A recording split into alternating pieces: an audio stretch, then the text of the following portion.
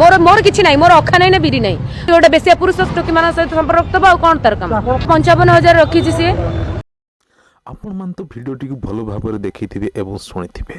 निशा महाराणा कौन बोली बाइट दउछंती बुलू बोली जने नाम व्यक्ति से देह व्यवसाय रे 1000 झियों को रखिछंती एवं देह व्यवसाय करूछंती बोली कहउछंती ता सहित कहउछंती से बुलू मते 55,000 टका देने एवं 10,000 टका केवल एडवांस देइतिला तो एथिरे हमें जहाँ अनुभव करूथबा हुए तो निशा महाराणा मध्य माने देह व्यवसाय रे शामिल थिले कि बोली तो एथिरे कौन स्पॉट आपण माने मतामत दियंतु कहीं सी बुलू को दाबी करुछि मोर 55,000 टका देइनांती एवं बुलू जनक जो व्यक्ति थिले सी झियो मान को 1000 झियो मान रखिकी से देह व्यवसाय रे शामिल करूछंती